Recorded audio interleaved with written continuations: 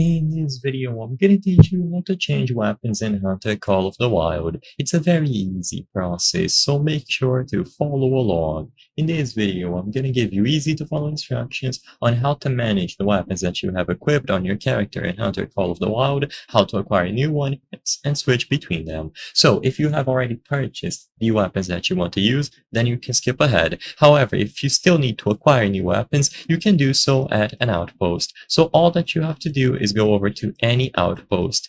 When you reach any outpost in the game, usually indicated by this little housing icon, you will find the cache. The cache is where you can acquire new items, including weapons, and manage all of them. You can also store unused items. So go over to the cache. It is going to be this little crate or chest icon, and when you access it, you can find the store. It should be the first category selected by default.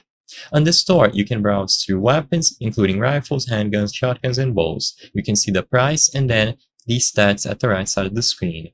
Once you find a weapon that you want to purchase, just go ahead and select the option at the bottom right.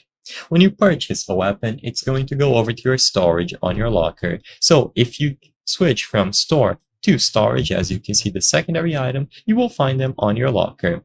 Now, you can transfer the weapons on your locker to your inventory. Be aware of your total carrying capacity, don't go overboard, and as long as you have the weapons in your inventory, you will be able to equip and change between them. So now, with the weapons in your inventory, exit out of the cache, open the menu, and then access it here. Inside of your inventory, you can find all of the categories, including, of course, weapons. So on the first category, weapons, you can browse between all of them.